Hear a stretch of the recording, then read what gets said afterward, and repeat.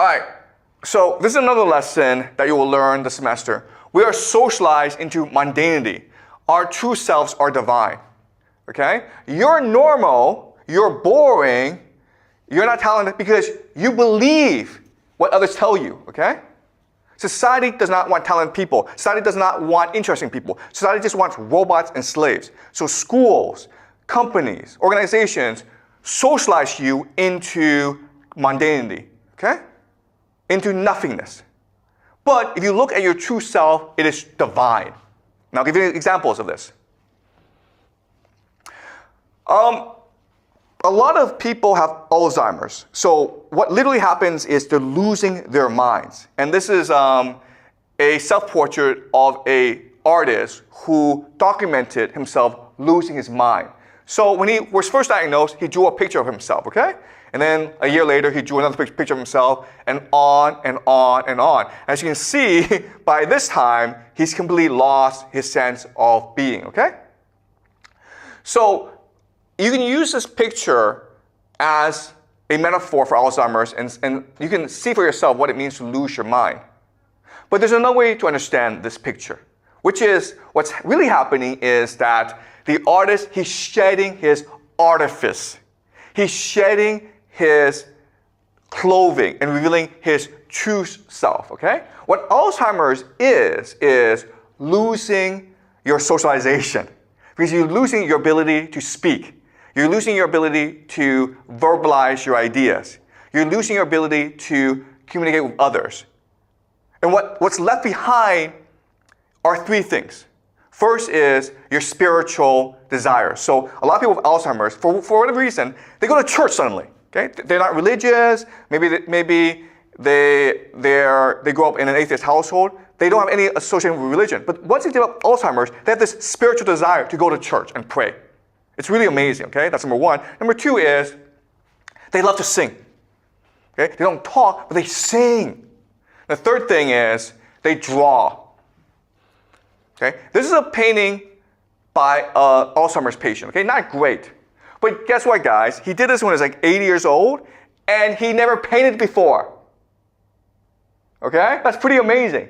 Never painted before, but the moment he had Alzheimer's, his true divine self opened up, and he wanted to express himself.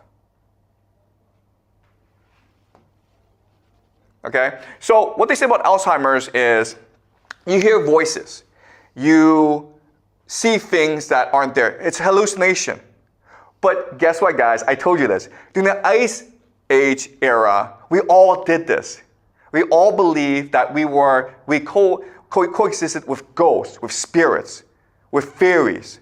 Okay, and this was true throughout most of human history. So even though, yes, medically speaking, psychologically speaking, these people with Alzheimer's, they are hearing voices. But the reason why is the voices were always there. We just forgot about it because we're socialized to forget about the different forces, the different voices that exist along us, okay? This is a person who uses psychedelics. Okay, she's an artist, but she's using psychedelics. And the thing about psychedelics is it's almost similar to having Alzheimer's, where you shed away your socialization and you almost enter a spiritual realm, okay? As you can see, this is a picture of a cat. What she's doing is she's showing a cat that's the divine cat, okay? She's seeing the energy field of the cat. She's seeing the memory. She's seeing the aspirations. She's seeing the intuition, the imagination of the cat, and embedding it into the artwork. This is another person on psychedelics. What's interesting is there's no time and space in art, in this art. So it becomes almost incomprehensible to us, okay? Why is there a helicopter? Why is there a cat, okay? Well, that's how we truly are, okay? We don't have a concept of space and time. We see things as they are. And this picture shows you that.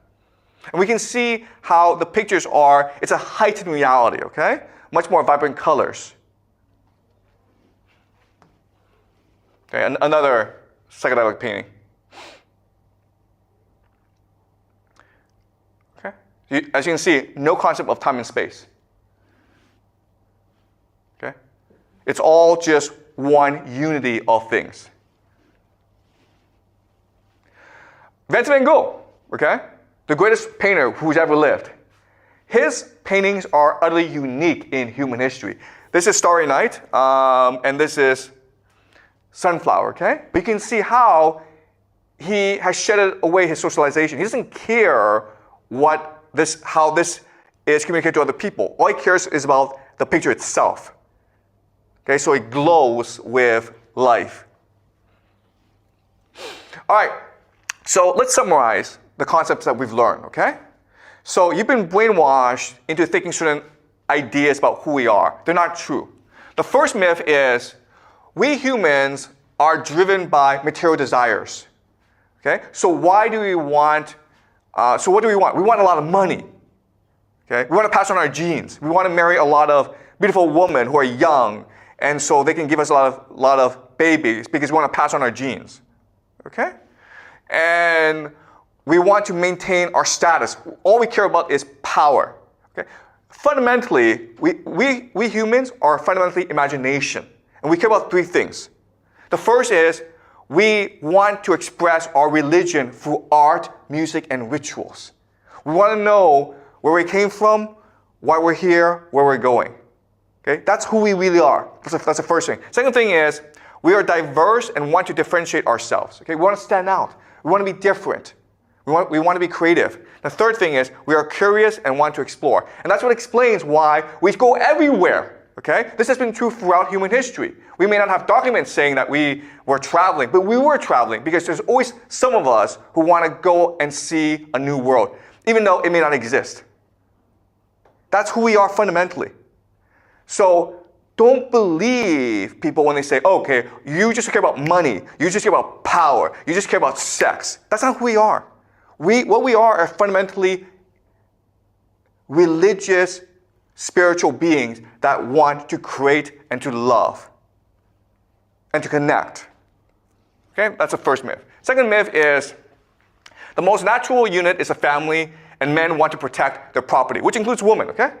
So maybe you've been taught that, okay, men are in charge and women are just animals to breed babies. Okay, that's not true. For most of human history, it was women who had control of their bodies. Women could choose who to sleep with and how many men to sleep with, and they often chose to sleep with everyone. Why? Because sleeping with other men, first of all, women enjoy it, okay? But second of all, it allows women to create social cohesion. So for most of human history, early civilizations, women were the core and center of all societies. And the third thing is, there's actually a strategy in sleeping with many different men because now everyone is responsible for raising a child. Does that make sense? If I'm the father and I know exactly who my children are, then I'm going to protect my children and discard everyone else, okay? But if no one knows who the fathers are, everyone's responsible for taking care of every single child. And that's the best strategy that they can have, okay? Because that ensures that every child becomes successful, okay? Does that make sense? Okay, so the second myth that we will discuss later on. Third myth. Humans follow the iron rule of nature, survival of the fittest. Okay, that's what's taught by Darwin. That's what evolution is. But that's wrong. Okay? Throughout most of human history, humans cared for each other. We were compassionate, empathy, right? We believe that every creature has divinity, and those who are weakest have the most divinity. That's why when we kill an animal, we still thank the animal, because we're all part of the same life cycle. All right? Number 4, humans have gotten smarter over the centuries. Civilization is far superior to primitive cultures. Again, this is wrong. Okay? The truth is that with the development of civilization, the human imagination has decreased. Our brains can be supercomputers if we allow them to be. Primitive people are more creative, which means they have better memories than we do, okay? They're able to recall more stuff. They're able to store more information. They're more sensitive perception. They have more empathy, okay? They know exactly how you're feeling, why you're feeling it, and how to make you feel better. And greater emotional resilience, okay? So they're much more mature than we are. Okay. Number 5, we evolved from apes. The truth is that we are uniquely imaginative and we can choose our own evolution. don't believe we're apes, okay? If you believe you're an ape, then you're an ape, okay? If you're an ape, then you like to go beat people up and like have sex with like a lot of women, okay? But we're not apes. We're imaginative first and foremost, and as such, we have control over our lives. And that's something that you have to like learn for yourself. All right, so let me give an example of this to conclude the class. This is Romatol 2, and we discovered him 10,000 years ago in a burial site, okay? This is an Ice Age burial site. He's a dwarf, guys, okay? He's a dwarf. You can see how small he is. He's a dwarf. And you would think that dwarfs don't really contribute to the community, so maybe he's born, it's clear he's deformed, so just kill the guy, okay? Because he's not gonna have a great life anyway. Instead, what we found is, first of all, he lived to a pretty old age, and he was buried with jewelry. He was buried elaborately, and you only do that for people you really prize. That's kind of strange, right? The people who we think that are most worthless, dwarfs that actually don't do anything, they actually thought was divine and deserved a extremely elaborate, ritualized funeral. Why? Okay, so this is a book, The Dawn of Everything by David Graeber and David Wengrow, great book, okay? So what they say is this: when archaeologists undertake balanced appraisals of hunter-gatherer burials from the Paleolithic, they find high frequencies of health-related disabilities, but also surprisingly high levels of care until the time of death and beyond, since some of these funerals were remarkably lavish. This is an amazing idea to think about. But if you were deformed, if you were ill, they didn't throw you out. They spent a lot of time to take care of you, even though from their perspective, it was a waste of time and energy, because you're going to die anyway. So why would they do that? Well, there are three possibilities, okay? The first possibility is it's really about maintaining cosmic balance and harmony. Everything is a cycle. Meaning what? Meaning we're all part of God. And if you suffer, then we have to make you better, because we're all part of God together. Okay? So the concepts are unity of all, as above, so below. Set a good example to others. Okay, so that's the first possibility. Second possibility is, because this is a pre-literate society, people have a stronger sense of empathy and morality. So they didn't want to see others suffer. Okay? And the third possibility is, they appreciate diversity and difference in a way we don't anymore. Okay? Our entire school system is designed as survival of the fittest. If you can't do math, goodbye, you're worthless. If you can't get 100 on a test, goodbye, you're worthless, okay? But back then, they saw difference and diversity as gifts from God, right? So if you're a dwarf, it meant you had something special to offer. If you're strong, yeah, you can go hunt animals and you can protect the family. But if you're a dwarf, it meant that you might have something else to offer.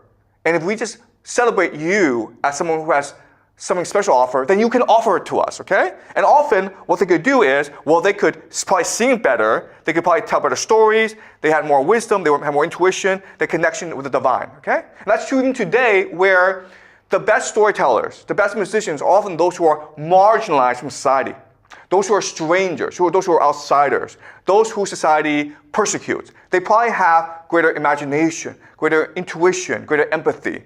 And today, we don't celebrate these things, but back then, they did celebrate those things. So if you were different, if you were deformed, if you were ill, they saw you as blessed rather than cursed. And that's what we've forgotten today. Okay? All right, so that's it. This is just an introduction into the entirety of human history, okay? We're going to go pretty fast. Any questions? Yeah. So would you say that because you made the examples using, you said Alzheimer's, autistic people, so would you say that people with cognitive disability in like modern age are like closer to the divine, we're returning to the divine by abandoning our cognitive so-called logic and everything that the civilization is? Would you say that makes us closer, would bring us closer to the divine? Yeah, good question, okay, yeah. So, first of all, we're all connected to the divine, but we just choose to forget we're connected to the divine, okay? Why? Because society, mass society, needs you to be obedient, needs you to be a machine, needs you to work to be obedient, okay? So the entire point of school is to separate you from the divine. Why? Because at an early age, you're removed from your parents. Okay, and in school, you're taught all sorts of like really strange knowledge, like 1 + 1 = 2. Like, who cares 1 + 1 = 2? Okay, but you're taught this is what matters. And before, we would just let kids run around nature and learn resilience, learn courage, learn creativity. Okay, so the entire point of society is to brainwash you or remove you from the divine.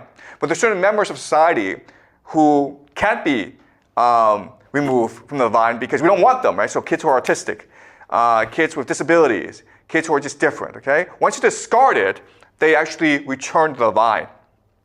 Does that make sense?